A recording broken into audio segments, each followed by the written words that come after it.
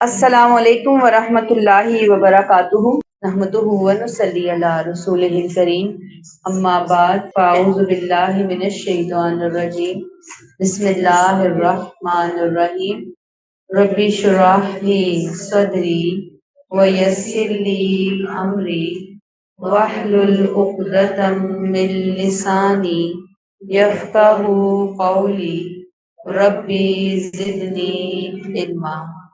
آیت 274 سے ہم تشریح دیکھیں گے۔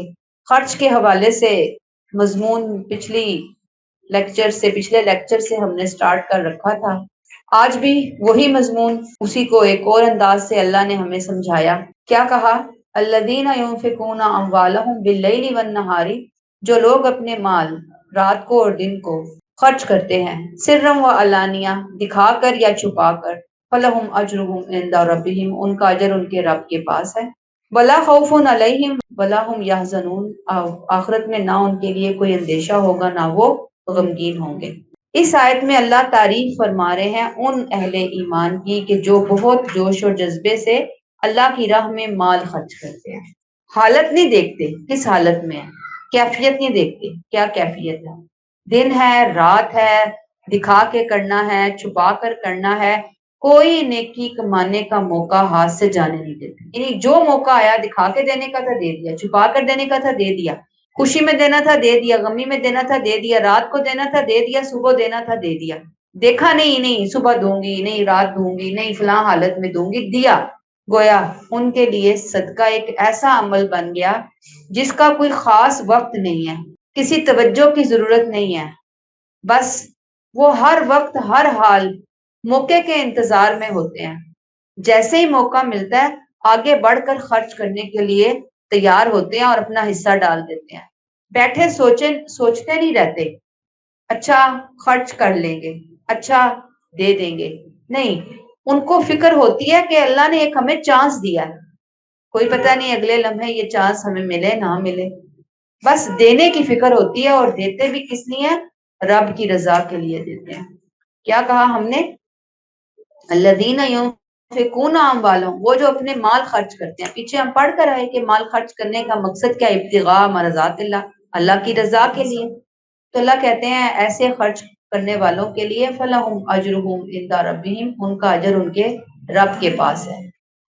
مومن کو یقین ہو کہ میرا اجر کسی عام ہستی کے پاس نہیں ہے، اور وہ جو ہستی ہے وہ کوئی عام خزانوں کی مالک نہیں ہے، بلکہ میرا اجر تو اللہ جیسی ہستی کے پاس انتہائی محفوظ ہے، انتہائی یقینی ہے، بہت بڑا ہے۔ دنیا کی کوئی طاقت اس اجر کو ضائع نہیں کر سکتی، میرا بدلہ ضائع ہو ہی نہیں سکتا۔ اور اس کا جو لیسن ہے اس ٹکڑے کا یہیں پہ ہی سیکھ لیتے ہیں کہ یہ الفاظ اصل میں بندہ مومن کو دنیاوی بدلے کی فکر سے بے نیاز کر دیتے ہیں۔ مومن کو یہ فکر نہیں ہوتی، لوگوں نے تعریف کی نہیں کی، شکریہ ادا کیا نہیں کیا، بدلہ دیا نہیں دیا، اسے پتہ ہے فلہم اجرہم عند ربہم، اس کا بدلہ تو ایک بہت بڑی ہستی نے محفوظ کر لیا۔ تو اس سے بدلہ لے لیں یا بندوں سے بدلہ لے لیں، دونوں نہیں دے سکتے بدلہ، یا یہ اس سے لینا یا اس سے لینا، اب بندے نے خود فیصلہ کرنا ہے کس سے بدلہ چاہیے۔ اور یہ اتنا بڑا اعزاز ہے فلہم اجرہم عند ربہم، اجر کا اللہ کے پاس ہونا، وہ دیتا ہے۔ دنیا کا کوئی بڑے سے بڑا خزانہ، دنیا کا بڑے سے بڑا انعام، دنیا کی بہترین سے بہترین شاباش اللہ کے پاس محفوظ اجر کے برابر ہو ہی نہیں سکتی۔ تو پھر کیا چاہیے ہمیں دنیا کی چیزوں میں؟ بتائیں ذرا۔ ہم مر رہے ہوتے ہیں، پاگل ہو رہے ہوتے ہیں دنیا میں، یہ مل جائے وہ دیکھ لے، فلاں کو دکھا دیں، فلاں جگہ محفوظ کر دیں، اخبار میں نام آ جائے، فلاں کو پتہ چل جائے، کیوں نہیں پتہ چلا، نہیں پتہ چلا، ہم خود بتانے کے لیے تیار بیٹھے ہوتے ہیں۔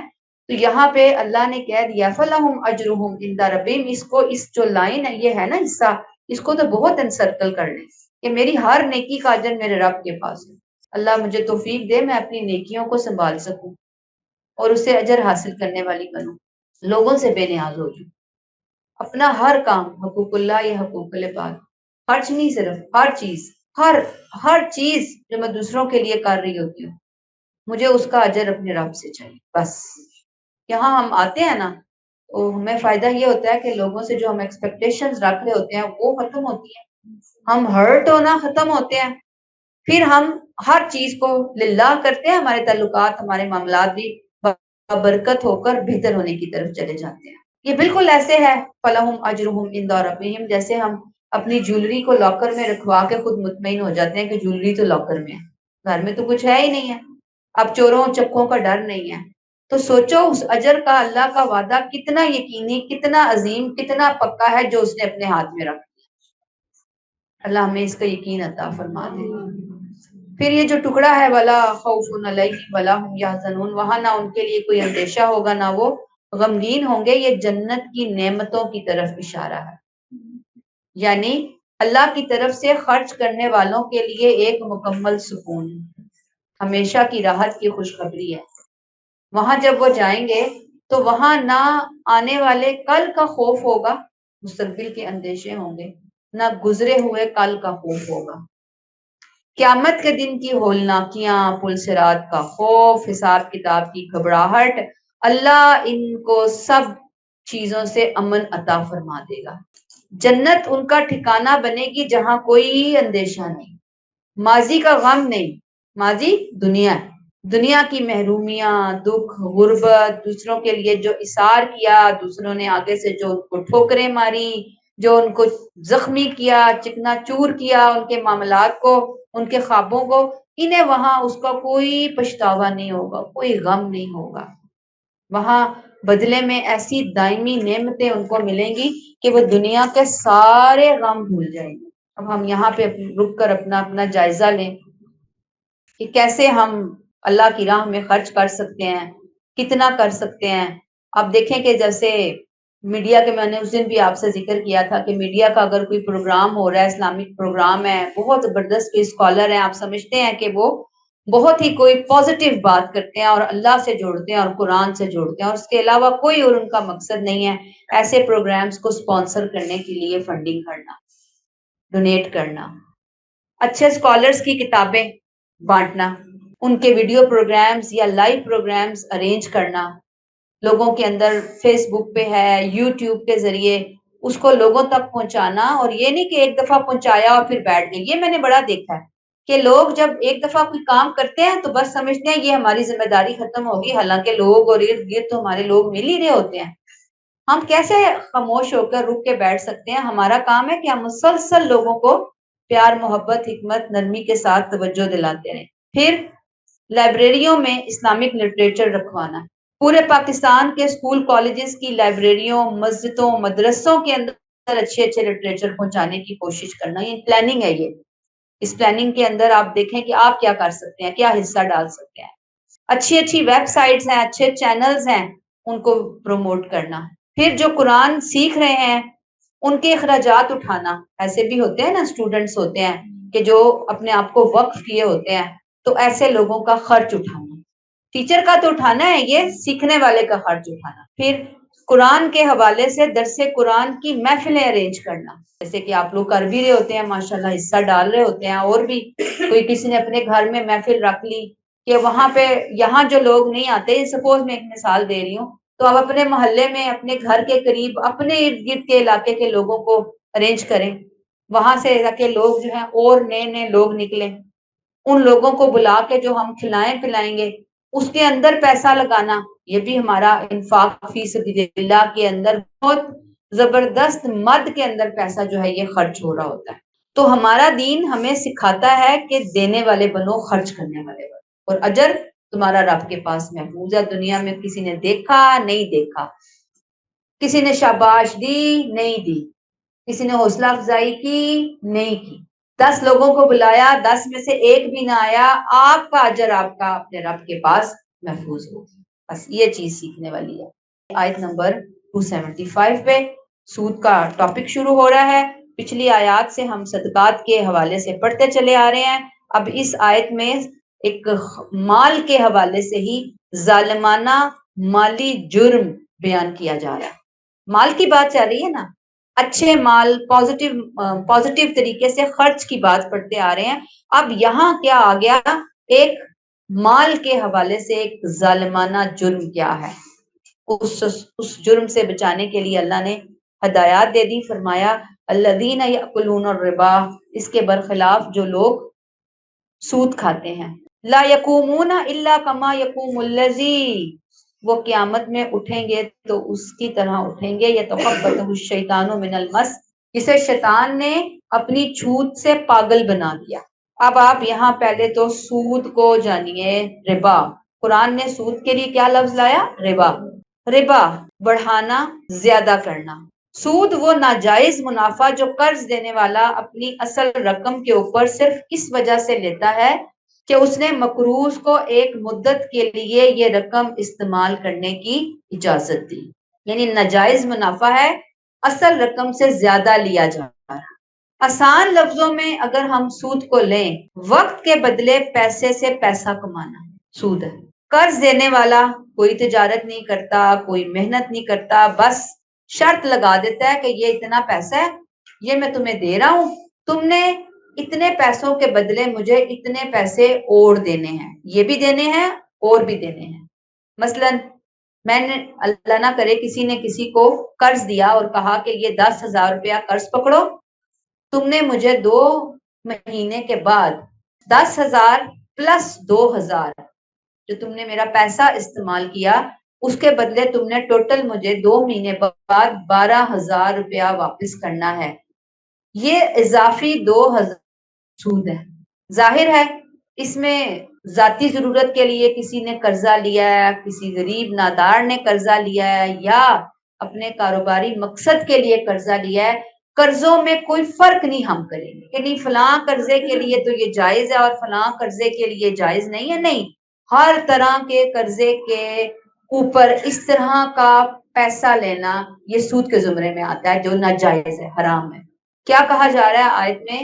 کہ وہ لوگ جو دوسروں کو قرض دے کر ان سے اضافے وصول کرتے ہیں، سودی کاروبار کے ذریعے اپنی دولت کو بڑھانے کے لیے بغیر محنت، بغیر کوشش، بغیر کچھ کیے صرف سود لیتے ہیں. اللہ نے کہا ان کی حالت لا یقومون الا کما یقوم الذی یتخبطہ الشیطان من المس، سود خوروں کو سود کی برائی سے، اس کی کراہت یا اس کے گھناؤنے پن سے آگاہ کرنے کے لیے اللہ ایک بہت زبردست مثال سے سود کو سمجھا رہے ہیں. سود چونکہ مال کمانے کا ایک ایسا طریقہ ہے جس میں دوسروں کی مجبوری سے ناجائز فائدہ اٹھایا جاتا ہے. یہ مال دلوں کو گندا کرتا ہے، بے برکتیاں لے کر آتا ہے زندگی کے اندر، انسان کے اندر روحانی بیماری پیدا ہوتی ہے اس طرح کے سودی لین دین سے. سود خور دنیا میں ایک عجیب نفسیاتی کیفیت میں رہتا ہے، اور وہ نفسیاتی کیفیت کیا ہے؟ لالچ، حرص، طمع. ہر وقت اس کے سر پہ بھوت سوار رہتا ہے کہ میں زیادہ سے زیادہ پیسہ کیسے کماؤں.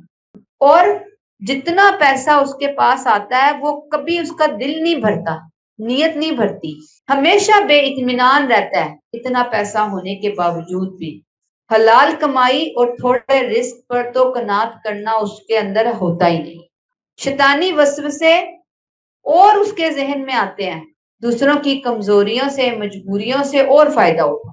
یعنی شیطان آ کر اسے اور ہلا شری دیتا ہے کہ ہاں ہاں اور کماؤ. وہ بندہ ہر وقت اسی پاگل پن کا شکار رہتا ہے، اسے دورہ پڑا رہتا ہے، ہر وقت کا حساب کتاب رکھتا ہے، کتنا قرض دیا، کتنا واپس ملنا ہے، کب واپس ملنا ہے. 2 مہینے بعد اس بندے نے واپس نہیں کیا، اب اگلا مہینہ پھر دے دیا، پھر قرض کے لیے ٹائم اور دے دیا، اور ساتھ جو سود تھا اس کی رقم اور بڑھا دی، 500 بڑھا دی، 1000 اور بڑھا دی، اگلے مہینے اور بڑھا دی. کتنا واپس ملے گا، کتنا ملے گا.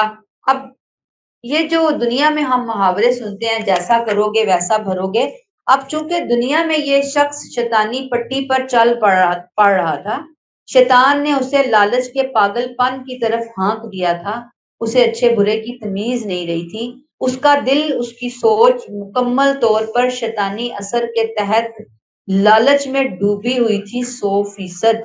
تو اس لیے اس دن جو سزا ملے گی نا قیامت کے دن، پاگل پن اور مفلوج انسان کی طرح اس کی حالت ہو. دنیا میں بھی وہ پاگل پن ہی کے حالت میں رہتا تھا. لالچ کی حد میں رہتا تھا. آخرت میں بھی اس کے اندر کا جو پاگل پن بیماری ہے اللہ اس کو باہر لے آئیں گے تاکہ اس کی دنیا کی لالچ اور آخرت کی رسوائی کے تعلق کو سب کو دکھا دیا جائے. یعنی آخرت کی رسوائی کے اندر جو یہ سزا ہے کہ وہ پاگل پن کی حیثیت سے اٹھے گا، اصل میں دنیا کی جو بیماری تھی، دنیا میں اس کا جرم تھا، وہ اسی سے ہی ملتا جلتا تھا. مفلوج انسان کی طرح گرتے پڑتے اٹھے گا جیسے کوئی جنون زدہ شخص. ذرا امیجنیشن کے اندر لے کر نہ سیدھا چل سکتا ہے، نہ صحیح بات کر سکتا ہے، انتہائی پریشان حال، منہ سے جھاگ بہ رہی ہے اور سر کے بال اڑے ہوئے ہیں، حالت کپڑے جسم کے وہ تو ہوں گے ہی نہیں، انتہائی بری حالت کے اندر، جسے انتہا درجے کا کوئی یا کیا کہہ سکتے ہیں کہ مجنون ٹائپ، اس ٹائپ کی شخصیت بن کر وہ اٹھے گا. تو اللہ نے کہا کہ وہ نہیں اٹھے گا اس دن مگر اس طرح کہ جیسے کسی کو شیطان نے اپنی چھوٹ سے پاگل بنا دیا. یہی وجہ ہے کہ آپ دیکھیں کہ بائبل میں بھی ہم دیکھتے ہیں جتنی آسمانی کتابیں ہمارے پاس جو انفارمیشن ملتی ہے وہ یہی ہے کہ کہیں پہ بھی سود کو پسند نہیں قرار دیا گیا، بلکہ سود کو سختی کے ساتھ بائبل میں حرام قرار دیا. آپ صلی اللہ علیہ وسلم نے بھی اس کی ممانعت فرمائی. میں آپ کے سامنے چند احادیث رکھتی ہوں، ساری مستند احادیث ہیں. آپ نے فرمایا سود لینے والا اور سود دینے والا اس یہ منع ہے. سود کھانے والے، کھلانے والے، لکھنے والے، اس کے دونوں گواہوں پر لعنت کی، اور فرمایا یہ سب برابر ہیں اس گناہ میں. فرمایا 7 ہلاک کرنے والے گناہوں سے بچو، ان میں سے ایک سود کھانا بھی ہے. پھر آپ کی وہ معراج والی رات کی جو حدیث ہے اس کا مفہوم کہ آپ کا گزر ہوا خون کی طرح سرخ رنگ کی نہر پر، ایک شخص اس خون کی نہر میں تیر رہا تھا. وہ اس خون سے، اس نہر سے باہر آ کر، کنارے تک آ کر باہر نکلنے کی کوشش کرتا. دوسرا شخص جو نہر کے پائر بیٹھا ہوا تھا، اس کے پاس بہت سے پتھر تھے. جیسے ہی یہ تیرنے والا کنارے کی طرف آتا اور اپنا تھوڑا سا منہ باہر نکالتا تو وہ جو بندہ باہر بیٹھا ہوا تھا وہ بڑا سا وہ پتھر اٹھا کر اس کو زور سے مارتا کہ وہ پھر اس نہر کے اندر ڈوبتا اور پھر وہ نیچے غرق. پتھر کی وہ حجم اتنا زیادہ تھا. تو پوچھا آپ صلی اللہ علیہ وسلم نے کہ یہ کون ہے؟ تو بتایا گیا کہ یہ دنیا میں سود کھاتا تھا. اللہ کہتے ہیں کہ یہ سود کھاتا تھا اور کھانے کے بعد ڈکار مار کے ہضم کر کے اس کا پوائنٹ آف ویو کیا تھا دنیا کے اندر؟ ذالکا بانہم قالوا انما البیع مثل الربا. آیت کی طرف آئیے. یہ اس لیے کہ انہوں نے کہا کہ تجارت بھی تو آخر سود کی ہی طرح ہے. یعنی سزا کی وجہ یہ مست ہو کر سود کھاتے رہے. خود ہی انہوں نے سوچ لیا کہ آخر تجارت اور سود میں کیا فرق ہے، دونوں ایک ہی چیزیں ہیں. سود خور کہتے تھے کہ ہم قرضے پر پیسے بڑھا کر لیتے ہیں. تاجر بھی تو چیز کو جب بیچتا ہے جس ریٹ پر اس نے بنایا ہوتا ہے اس سے زیادہ مہنگی وہ بیچتا ہے. تو آخر دونوں میں فرق کیا ہے؟ اللہ نے ان کی اس غلط سوچ کو رد کر دیا. فرمایا یہ بہت بڑا فرق ہے اور یہ فرق میں نے مقرر کیا ہے. اس آیت کے حصے میں انما البیع مثل الربا، بیع کیا چیز ہوتی ہے؟ چیز بیچنا، اس میں محنت بھی ہے، خطرہ بھی ہے. کیا کہ چیز ٹائم پہ نہ بکی تو نقصان ہو جائے گا، چیز خراب ہو سکتی ہے، سارا دن انسان محنت کر کے بیٹھ کے خالی ہاتھ واپس آ سکتا ہے، کوئی کاروبار میں نقصان ہو سکتا ہے. اس سے پھر تجارت ایسی چیز ہوتی ہے کہ جس سے دوسروں کا فائدہ ہی ہوتا ہے. فائدے کی چیز آپ لے کر بیٹھے نا مارکیٹ میں. ربا کسی کو اس شرط پر رقم قرض دینا کہ اصل رقم سے واپس زیادہ دے گا. اس نے اس رقم سے نہ کوئی چیز پیدا کی نہ کوئی محنت کی، بس اس نے اپنے پیسے کے بدلے پیسے بڑھا لیے. اس سے ضرورت مند کیا ہوتا ہے؟ دب جاتا ہے. قرض کا بوجھ جو ہے وہ اس کے اوپر بڑھتا چلا جاتا ہے. مثلاً آپ دیکھیں کہ 100 روپے میں گندم کوئی بندہ بیچ رہا ہے تو ظاہری بات ہے کہ اس نے پہلے گندم کسی نے اگائی ہوگی، پھر صفائی ہوگی اس کی، پھر مارکیٹ تک پہنچائی ہوگی. کتنا ایک لمبا سائیکل کے بعد گندم مارکیٹ تک پہنچی ہے. پھر آپ کو پتا ہے کہ بعض دفعہ بارشیں ہو جاتی ہیں، سیلاب آ جاتے ہیں، کوئی اور وائرس حملہ کر دیتا ہے، بیکٹیریا یا جو بھی ہوگا، جراثیم حملہ کر سکتے ہیں، وہ فصلیں خراب ہو سکتی ہیں۔ پھر وہ بندہ جب ریٹ لے کر آیا مارکیٹ میں تو بہت ممکن ہے کہ بہت ساروں نے فصل اگا لی اور اس کا ریٹ ہی ڈاؤن ہو چکا ہو۔ اب گندم میں بعض دفعہ کیڑا پڑ جاتا ہے، نہیں تیار ہو کر آئی ہے، وہ سٹور میں نہیں پہنچی اور پہلے ہی کیڑا پڑ گیا، تو اب وہ بندہ کیا کرے گا؟ وہ آ کر 100 روپے میں اگر اس نے سپوز گندم اس کو پڑی تو وہ مارکیٹ میں آ کر اگر 120 روپے میں بیچ رہا ہے تو 20 روپے منافع تو اس کے لیے جائز بنتا ہے، یہ حلال منافع ہے، کیونکہ اس میں اس نے محنت اٹھائی، اس نے بہت کوشش کی، اس نے جان ماری، اس نے خطرے کا یعنی رسک کا فیکٹر اس کام کے اندر انوالو کیا، تو اب یہ اس کا اپنا یہ 20 روپے کا جو معاوضہ ہے یہ ان ساری چیزوں کا معاوضہ ہے، میں نے ایک مثال کے طور پہ بتایا۔ اور اگر کسی کو 100 روپیہ قرض دیا اور اسے کہا کہ تو مجھے 1 مہینے کے بعد 120 واپس کرنا، تو آپ دیکھ قرض دینے والے نے کیا تیر مارا، کیا محنت کی، کیا رسک لیا، کیا نقصان کا اس نے خطرہ مول لیا، کچھ بھی نہیں۔ یہ جو ربا ہے اس وجہ سے حرام ہے کہ پیسے سے پیسہ بنایا جاتا ہے۔ اللہ نے خود کہہ دیا وَأَحَلَّ اللَّهُ الْبَيْعَ وَحَرَّمَ الرِّبَا، اللہ نے تجارت کو حلال کیا اور سود کو حرام قرار دیا۔ اللہ کی نظر میں تجارت اور سود ایک لیول کی چیزیں ہیں ہی نہیں۔ بظاہر تجارت اور سود ایک جیسا لگتا ہے، لیکن اللہ جانتے ہیں کہ انسانوں اور معاشرے کے لیے اصل فائدہ کس چیز میں ہے اور نقصان کس چیز میں ہے۔ اسی لیے نے بالکل کلیئر کٹ اپنی کتاب میں لکھ دیا احل اللہ البیع وحرم الربا، کاروبار حلال ہے، تجارت حلال ہے، سود حرام ہے۔ پھر آپ دیکھیں نا کیوں سود حرام تجارت حلال؟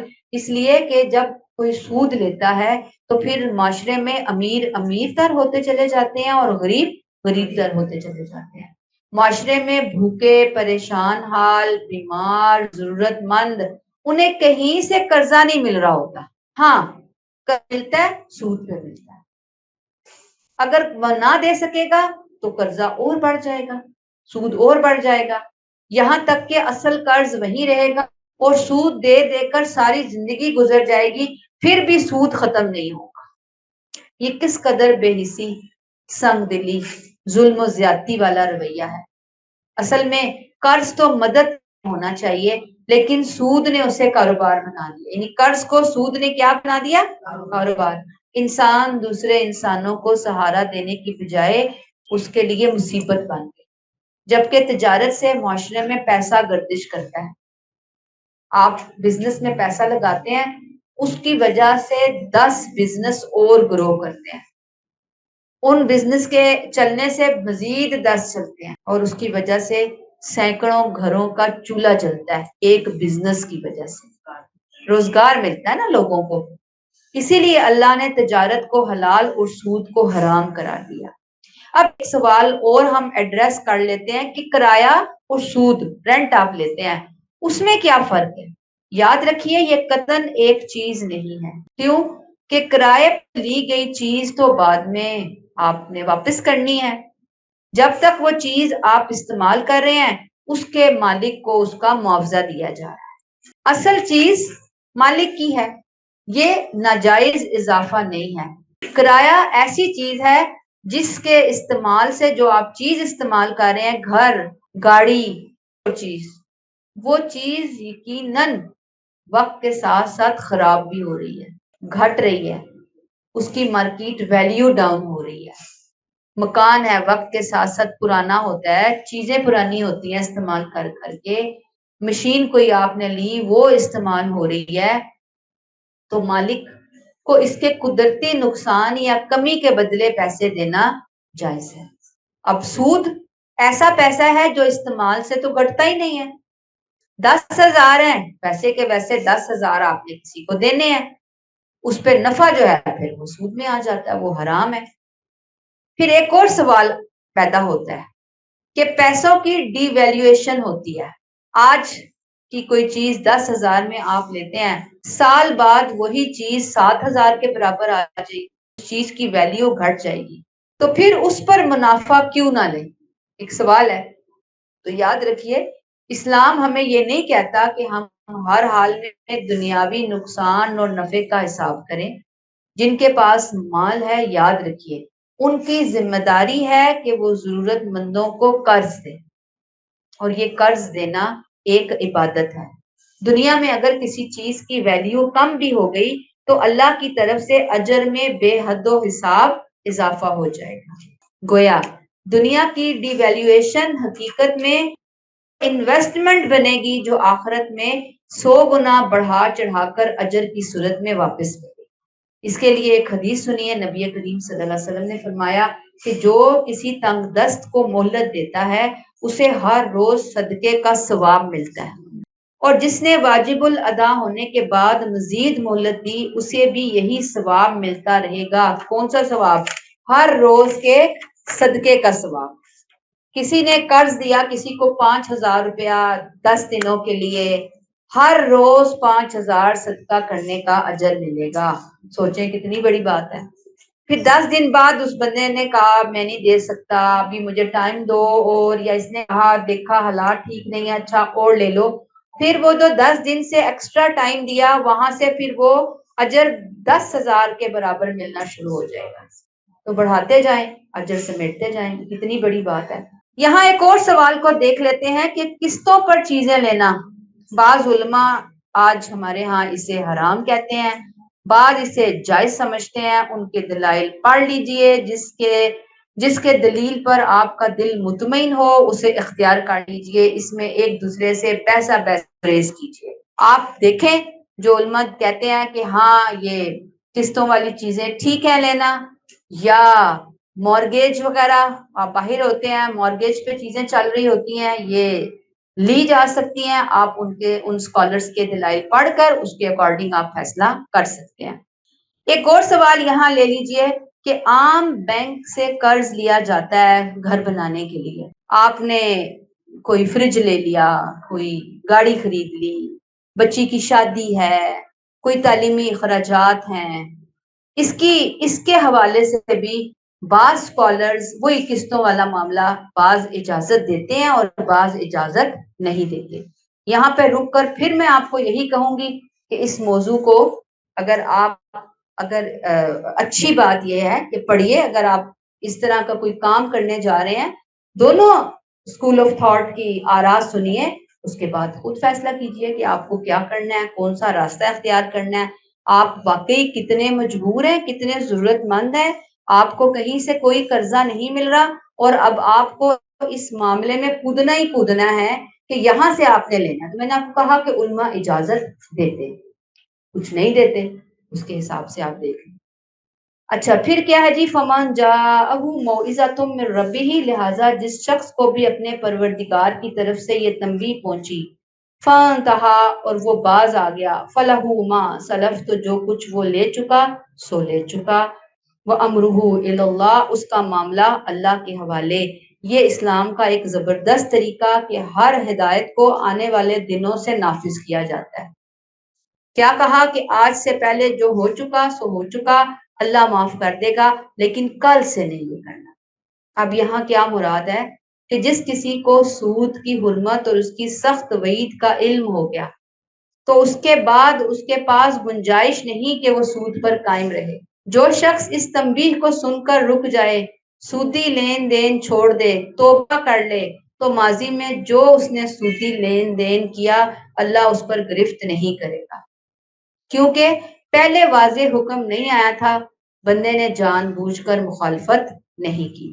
اب جو ہو گیا سو ہو چکا، وَأَمْرُهُ إِلَى اللَّهِ ایسے شخص کے دل کو، اس کی نیت کو، اس کی توبہ کی سچی حقیقت کو، آئندہ وہ یہ کام کرے گا نہیں کرے گا اللہ کے علم میں ہے۔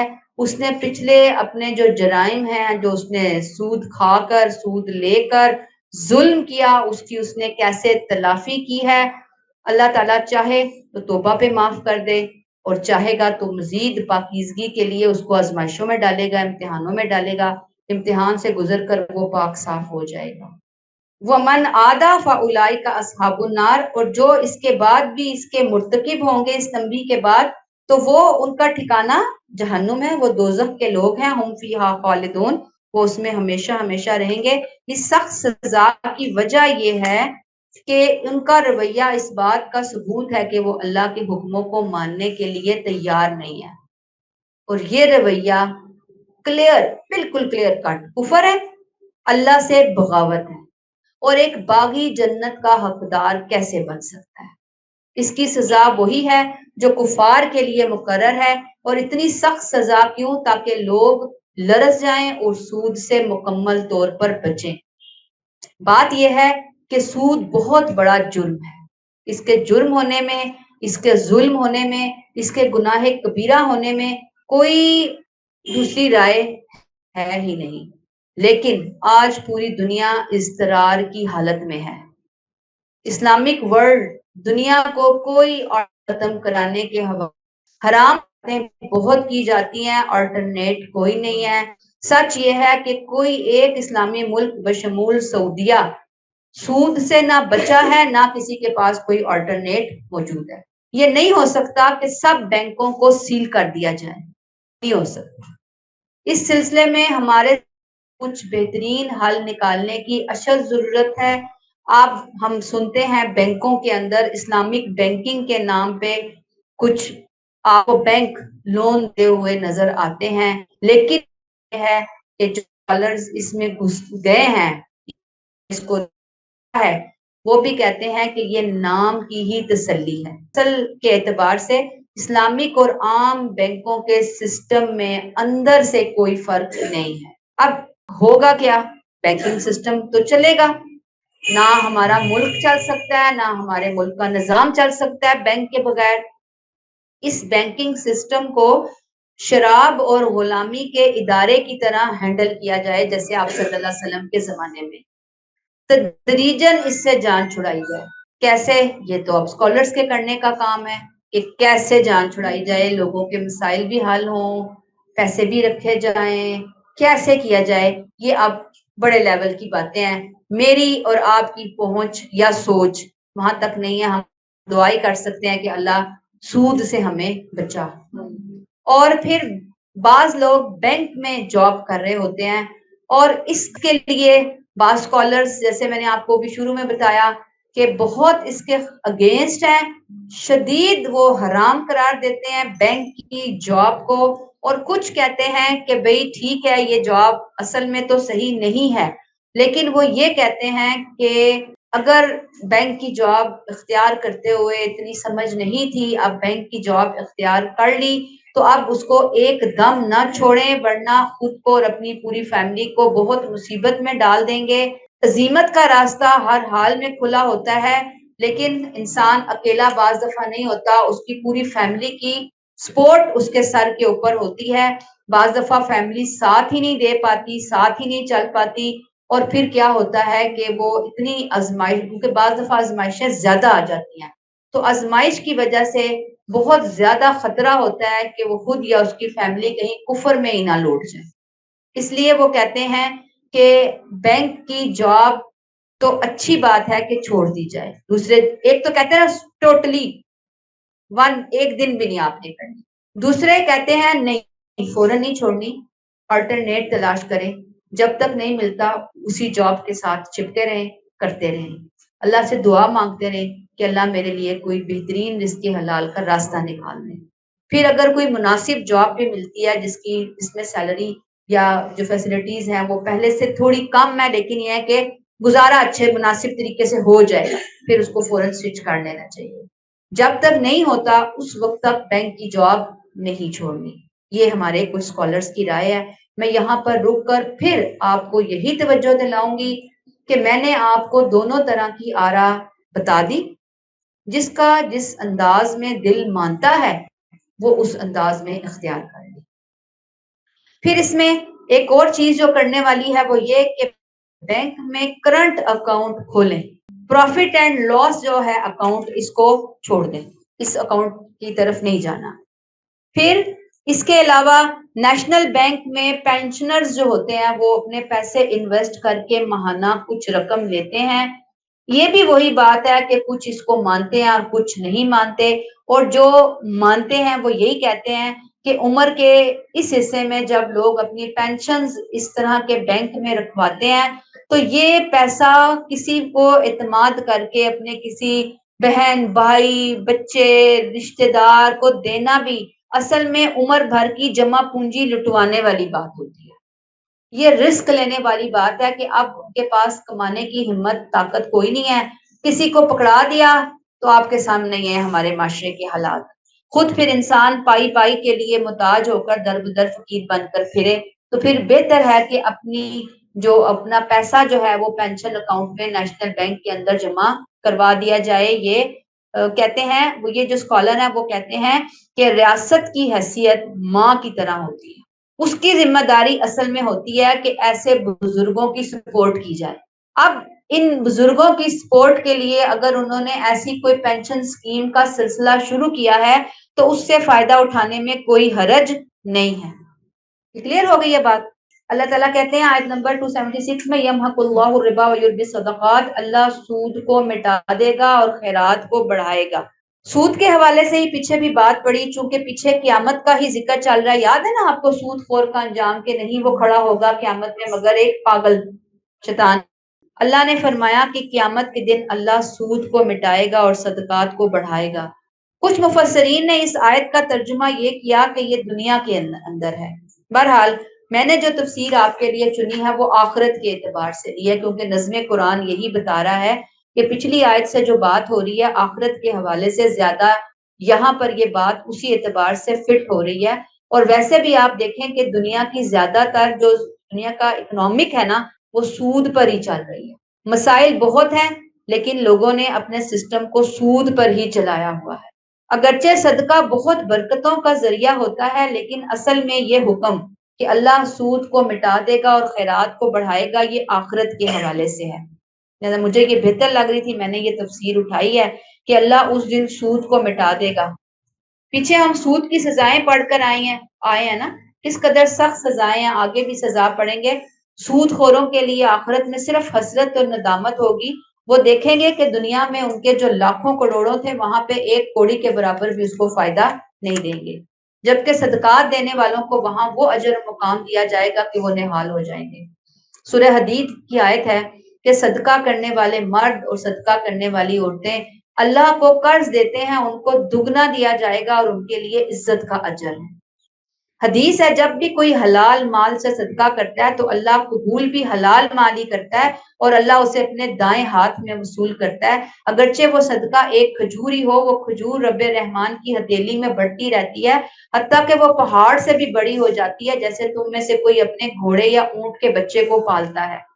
ایک اور حدیث ہے کہ ایک آدمی نے مہار والی اونٹنی اللہ کی راہ میں صدقہ دی تو آپ نے کہا کہ یہ اونٹنی ایسی 700 اونٹنیاں لے کر آئے گی۔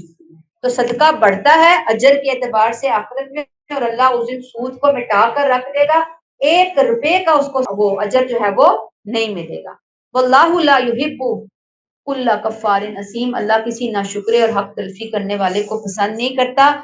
کفار کہتے ہیں ڈھانپ دینا، چھپا دینا۔ کفار وہ شخص ہوتے ہیں جو اللہ کی نعمتوں کو چھپاتے ہیں یا ناشکری کرتے ہیں۔ اللہ نے مال دیا تاکہ دوسروں کے ساتھ شیئر کر کے اللہ کا شکر ادا کیا جائے، لیکن اگر اسی مال سے دوسروں کا خون چوسنا شروع کر دیا جائے تو اس سے بڑھ کر مال کی ناشکری اور کیا ہو سکتی ہے۔ کفار سمجھ آ گیا؟ اسیم گناہ میں ڈوبا ہوا شخص، وہ جو گناہ کو جان بوجھ کر اپنا معمول بنا لے، حلال و حرام کی پرواہ نہ کرے، دوسروں کے حقوق تباہ کرے۔ اللہ ایسے لوگوں سے محبت نہیں کرتا کہ اس نے اللہ کے فضل کو، اللہ کے مال کو لوگوں کو ستانے کا ذریعہ بنا دیا۔ اللہ تو یہ چاہتے تھے کہ دنیا میں ہم دوسروں کے لیے جینا سیکھیں، دوسروں کے کام آئیں۔ اگر اللہ کی محبت مانی ہے تو شکر اور دوسروں کی خدمت مالی بھی اور جانی، تبھی اللہ کی محبت مل سکتی ہے۔ لوگوں کو ستا کر ظلم دے کر کے نہیں ملتی اللہ کی محبت۔ تو ہم سود جیسی برائی کو تو اچھا، اس میں ایک اور بات جو سمجھنی ہے وہ کیا ہے کہ سود کو تو ہم برائی سمجھتے ہیں نا، کتنی بڑی برائی ہے، لیکن دوسروں کے ساتھ ظلم اور زیادتی کو ایزی لیتے ہیں۔ ایسے ہی ہے، اللہ نے کہا واللہ لا یحب کل کفار نسیم، جو ناشکرے ہیں اور حق تلفی کرتے ہیں، ظلم و زیادتی کرتے ہیں، چاہے سود کی شکل میں ہو، چاہے وہ کسی بھی اعتبار سے ہو، سود جتنا برا ہے نا، سود کے بارے میں سوچے کتنے سینسٹیو ہوتے ہیں.